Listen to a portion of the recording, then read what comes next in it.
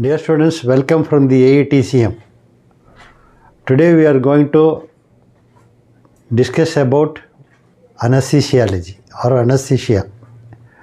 So I am going to talk to you for some 15-20 minutes about the general introduction to anesthesia. So the well heard name frequently is anesthesia, and what does it deal with and what is the purpose as the interns and undergraduation. The basic informations regarding anesthesia, just I will be enlightening on. See, before going to the terminology anesthesia, another terminology analgesia, you should know. What is mean analgesia? An means nil, algia means pain. So there is a Greek word. So analgesia means no pain. So this was initially coined no pain. But the pain only is not the only sensation. So other sensation, touch, everything is there. So analgesia, the present concepts includes loss of sensation as a total, not only pain relief.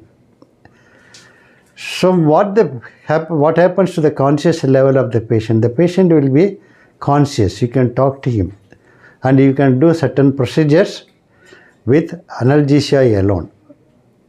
For example, see, there is an injury in the fingertip. So there may be some interventions or suturing is needed. So we will be giving local anesthesia on the side of the fingers and block the nerve alone. So the entire finger will become benumb. So no sensation will be there. So for this procedure, we need not have to make the patient unconscious. But on the contrary, if it is a child who cannot able to cooperate, we cannot use the analgesic. So we have to sedate or we have to give anesthesia in addition or necessary local plus this one. Then coming to the terminology anesthesia, what is the difference between analgesia and anesthesia? So anesthesia is the terminology wherein three important things are there.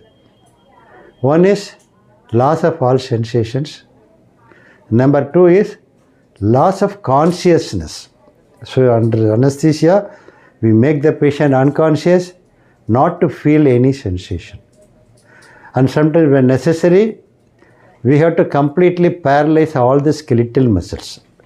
So at the site of operation, whether it is in the brain or chest or abdominal cavity, so the muscles tightness may not be allowing good access to the internal organs. So we make the patient completely paralyzed with drugs. So loss of consciousness, number two, loss of sensation, and then muscle laxation. So this is called the general anesthesia. So what are the drugs used for analgesia alone? What are the drugs used in the general anesthesia? What are all the various methods to obtain analgesia alone and various methods to obtain the general anesthesia? So the anesthesia is generally divided into two major groups. One is regional anesthesia and general anesthesia. So general anesthesia, as I told, the level of consciousness knocked down. And then patient will not feel any sensation. And whenever required, muscle relaxants will be given to paralyze the patient. So regional anesthesia to a particular region, the loss of sensation will be achieved where the performance of the surgery or procedure will be done. That is regional anesthesia. Again, regional anesthesia is divided into different sectors. See, just as I told about the finger injury, we are blocking the nerves in the digits. That is called a digital block. That is nerve block alone. A particular nerve will be blocked. There are anesthetic drugs, local anesthetic drugs, which will make the entire finger or the local area where they are being injected benumb. So the sensation will not be there. So these are only nerves can be blocked. Or for example, in the upper limb, see you want to do some procedure in the forearm, time consuming procedure. So what they will do, they will be blocking you might have read about and just recollect the axillary plexus. So they will be blocking the axillary plexus of nerves. So the entire whole of the limb will be completely benumb, no sensation at all. That procedures can be done in that particular area. So nerve block and plexus block. Then coming to epidural and spinal anesthesia. That is called neuraxial anesthesia. Neuraxial anesthesia. That is revolving around the spinal cord. So we give at various levels. See, lower abdomen operations, lower limb operations can be done, or sometimes this thoracic region also can be accessed. So mostly commonly we use this type of anesthesia, that is called the regional part of the regional anesthesia, that is the neuraxial anesthesia. By using the local anesthetic drugs. I will come for what are all the drugs used in the local anesthesia a little later. You just remember the terminologies. So neuraxial anesthesia consists of another two groups. One is epidural and spinal anesthesia. You all know the coverings of the spinal cord and the brain, meninges, dura, arachnoid and pia. So in the subarachnoid space will be the CSF fluid. So when you are piercing the needle in between the vertebral space and going through straight from the skin, we will be start piercing. First is the skin, then subcutaneous tissue, then some layers, then we will be going to reach the coverings of the spinal cord, that is dura mater. And then you pierce the arachnoid mater also. Then the needle tip or the bevel will be inside the subarachnoid space where the CSF is circulating. So injecting the local anesthetic drug in that space is called spinal anesthesia. Remember, in spinal anesthesia we are injecting the drug in the subarachnoid space into the CSF. Okay. So the another one is epidural, I told. That is outside the dura mater. We are not puncturing the dura mater. We will stop the needle tip at the space that is called the epidural space just before the dura mater. That is called, again we can inject the local anesthetic drugs and we can achieve the same effect as spinal anesthesia. There are little differences between these two, and there are advantages and disadvantages. I don't want to give a long list. For example, whenever you are piercing the dura mater and arachnoid and entering the CSF, there may be a chance, very rarely, for a meningitis to develop or any infection may be. When we are stopping before the dura mater, we are not puncturing, so this complication may not be observed. And spinal anesthesia mostly give profound sympathetic blockade. So there may be fall in blood pressure and other side effects may be there. So whenever you are piercing the dura and arachnoid, CSF, little CSF may be coming out. After the spinal anesthesia is given, some patients may develop headache, which is called post-spinal headache. This can be avoided in epidural anesthesia. The purpose and the types of operation done in both are the same. So digital block, then nerve block, then plexus block, then neuraxial block. Okay, this you should be very clear now. So what are the indications and other things? See, all the abdominal procedures, especially below the umbilicus, including cesarean and everything, can be done under the spinal or neuraxial block. So one more advantage nowadays, the latest thing is we can insert a catheter, long catheter into the epidural space, and it can be kept in that space and fixed. See, whenever necessary, we can give the local anesthetic drug in that particular area so that the patient will be pain-free. So even after the operation, we need not have to go for sedative drugs like pethidine, morphine for pain relief. So this will have a lot of advantages. So all the opioids, sedative drugs will depress the respiration and may produce hypotension or histamine release and consequences. So these all we can avoid in that.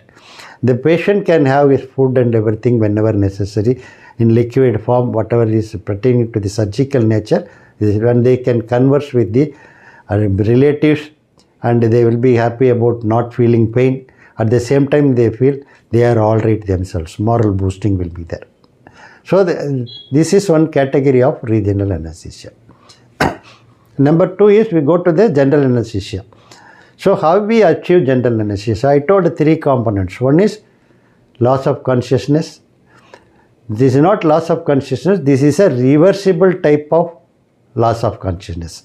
When anesthetic drugs actions are over, the patient will come back to its original level of consciousness. Okay. So that depends upon the duration of surgery. We will be giving the anesthetic, topping up and continuously maintaining. In between the recovery of consciousness, that will be there always. So second, for this, what are the drugs used are called the induction agents. So induction agents are the drugs which will knock down the consciousness. So commonly used induction agents are propofol, ketamine, thiopentone or pentothal sodium, dexmedetomidine. So these are all some of the drugs to enumerate, and etomidine. Okay, these are all the common drugs. Some of these induction agents may have both unconsciousness producing effect as well as pain relief. For example, ketamine does have both. It will produce unconsciousness. At the same time, the patient will not feel any sensation. On the contrary, propofol, so that will not be having any loss of pain. It will not produce any, but it will make unconsciousness. So in such drug, when we are selected, we have to add some analgesic preparations like fentanyl, sufentanil, alfentanil, like that. So this combination will go. So one is induction agent. Number 2, muscle relaxants. So muscle relaxants, in order to paralyze, you all know there are 2 types of muscle relaxants. One is depolarizing, another one is non-depolarizing muscle relaxants. So depolarizing muscle relaxants, most important thing commonly used is succinylcholine or succinylmethonium bromide. Non-depolarizing agents, quotes few: rocuronium, vicuronium, atracurium, cisatracurium and other things. So 2 components. One is induction agent, will produce unconsciousness, and prolonged period these agents cannot be used. So we will be resorting to other agents also. They are in the form of volatile liquids. So volatile liquids, evaporate when we are passing the gases through them in the particular vaporizers. So finally only vapors will be coming. So they are called the volatile liquids. They are called volatile liquid anesthetics. Anesthetics are the drugs which are used to produce anesthesia. Anesthetics are drugs which are used to produce anesthesia. So examples of volatile agents are halothane. It was in a long time in existence. Nowadays it has been replaced by so many other volatile agents.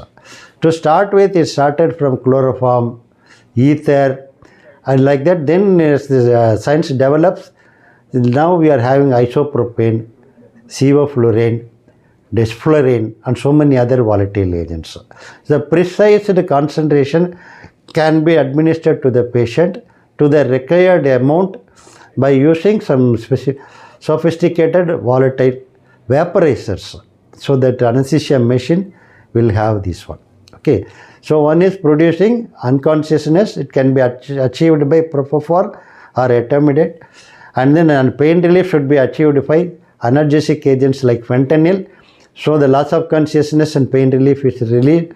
Then we are going for the muscle relaxants, depolarizing or non-depolarizing muscle relaxants. See, for prolonged anesthesia, after anesthesia, patient should come around. Completely he should recover. He should have his own protective reflexes intact. So all the parenteral administration of drugs will have prolonged action. So in order to avoid that, the volatile agents come to the rescue. See, you can give 0.5%, 0.5%, you can give 2%, you can give 3%. depending upon the stage, depending upon the depth needed. Say suddenly we can decrease from 2% to 0.25%. So the dosage can be easily adjusted and quickly these drugs are eliminated. So the recovery will be better and the complications are minimal. So general anesthesia is achieved by giving induction agent, intravenous analgesic agents, muscle relaxants and volatile agents. How do they administer anesthesia?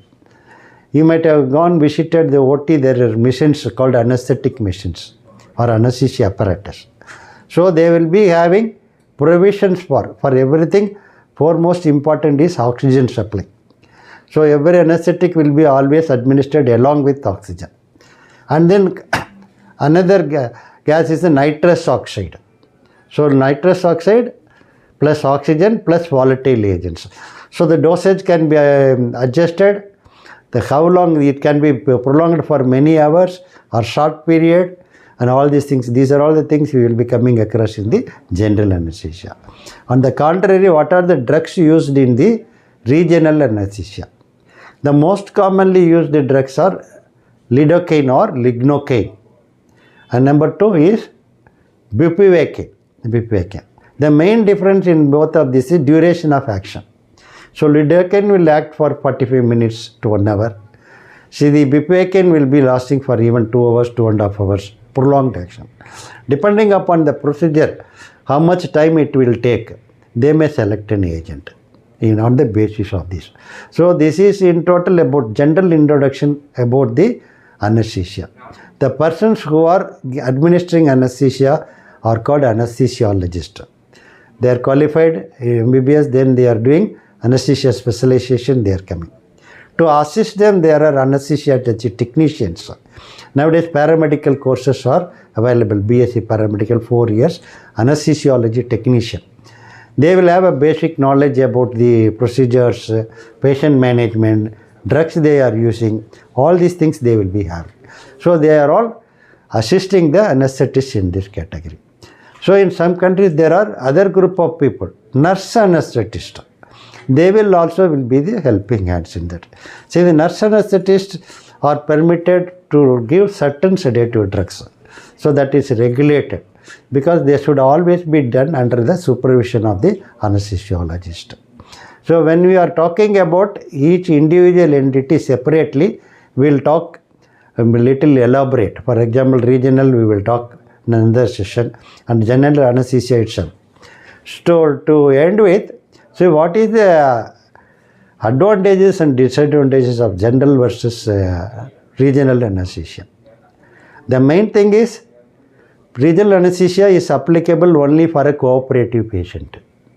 For example, psychological disturbances or anxious patient, not cooperating, agitating. So regional anesthesia may not be useful. So number 2, children also. Very small children, very difficult to control with regional anesthesia. So we have to opt for general anesthesia. Number 2, all the procedures cannot be done under regional anesthesia.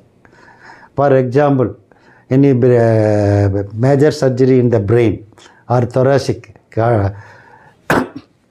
cardiac bypass surgeries and all cannot be done.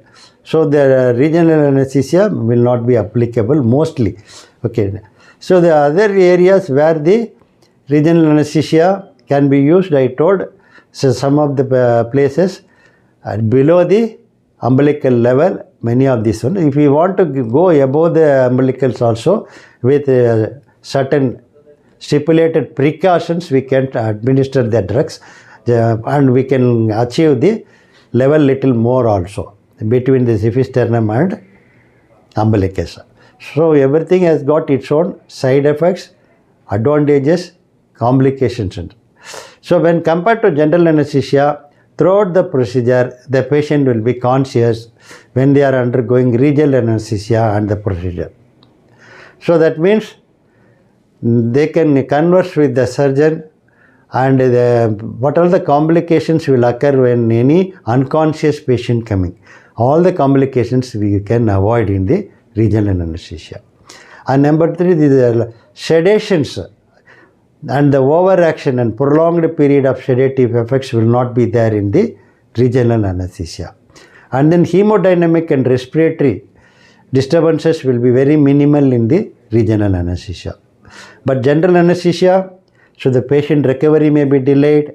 During recovery period, the patient may have chances of vomiting, regurgitation, aspiration, airway obstruction, and prolonged monitoring should be there, and subsequently it should be followed by further sedation. So prolonged period of bed rest is necessary, and that may lead on to its own side effects also. So to sum up, today in a grass manner I told about what is analgesia, what is anesthesia, so what is the difference between the two, and what are the categories of anesthesia, regional and general anesthesia. So regional, again, nerve blocks alone or plexus block or neuraxial anesthesia. So how it is achieved? By the local anesthetic drugs. Anesthetics are the drugs which produce anesthesia. Local anesthetic drugs commonly used are the lidocaine or lignocaine and bupivacaine. See, general anesthesia, I told about three things. One is loss of consciousness, loss of sensation, and muscle relaxation. So for achieving the loss of consciousness, drugs used are induction agents, propofol, ketamine, etomidine, and other things. So supplemented whenever necessary with analgesic agent. And then muscle relaxation is achieved by neuromuscular blocking agents or colloquially called muscle relaxants. So two groups, depolarizing, non-depolarizing. Succinyl choline is an example of depolarizing. Rocuronium, vicuronium, atrocurium, cisatrocurium are examples of the non-depolarizing devices. The non-depolarizing muscle relaxants the action can be reversed at the end of the procedures by using prostigmine, neostigmine, drugs like that with atropine. Okay. See, the depolarizing, the succinyl choline has got a self-metabolism, self-degradation. Okay. So the enzyme called pseudocholinesterase is an enzyme that will destroy this succinyl choline effect. So the succinyl choline action will last only for few minutes, 5 to 10 minutes at the maximum. See, non-depolarizing actions, there are short-acting, medium-acting and long-acting drugs. So the action may vary between 20 to 30 minutes to 45 minutes, 1 hour like that. Okay. So and regarding the indications for regional anesthesia and indications for the general anesthesia, then what are all the advantages of regional over general anesthesia? So unwritten, you can have good references in smaller books which deal with anesthesia. Thank you for your patient listening.